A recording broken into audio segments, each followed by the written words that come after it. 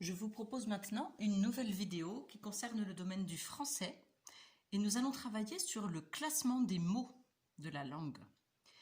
Si vous avez visionné la vidéo qui s'appelle masculin et féminin, vous avez compris qu'il y a dans la langue française des mots que l'on appelle des noms. Ce sont ceux qui désignent des personnes, des objets ou des plantes, le plus souvent. Devant ces noms, on peut placer un petit mot, par exemple un ou une. Il y a d'autres mots que nous appellerons des verbes.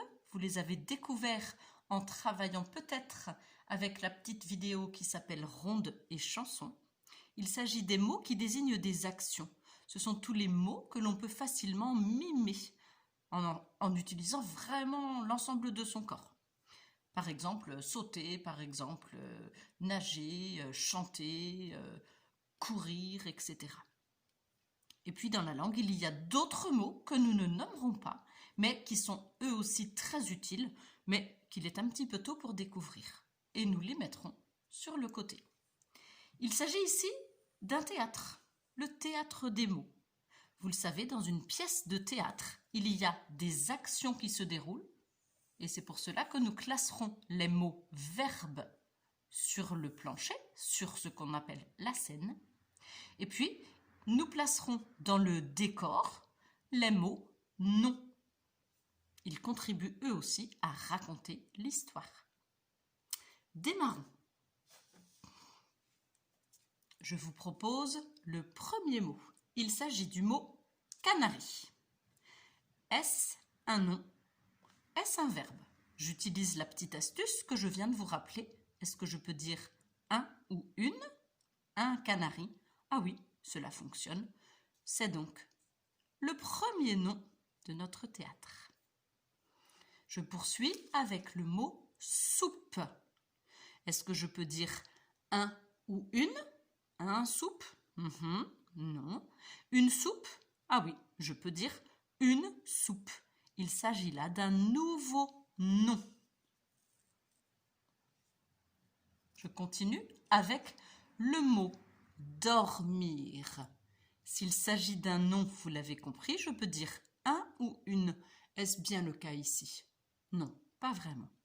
Il s'agit peut-être d'un verbe. Est-ce que je peux mimer l'action dormir?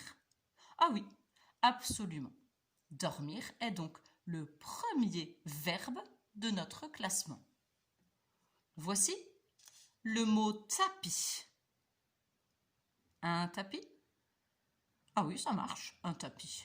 Alors, tapis est à nouveau un nom.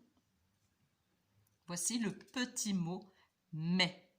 S'agit-il d'un nom? Un mais, une mais. Ah non, ça ne veut vraiment rien dire. Est-ce qu'il s'agit d'un verbe? Mais, comment est-ce que je pourrais bien le mimer? Ah, ça n'est pas possible. Il s'agit donc d'un autre mot. Il est très utile à la langue, mais nous n'allons pas le nommer maintenant. Je poursuis avec vous un petit peu plus rapidement. Le mot fenêtre. Je peux dire une fenêtre. Il s'agit d'un nom. Rincer. Rincer, c'est une action. Je peux la mimer. C'est donc un mot que nous appellerons verbe. Jeter. C'est aussi une action que je peux mimer. Ouvert. Ouvert. Est-ce que c'est un nom? Non. Est-ce que c'est un verbe? Non plus. C'est donc un autre mot. Je termine avec le mot suspendre, qui lui aussi désigne une action. Il s'agit donc d'un nouveau verbe.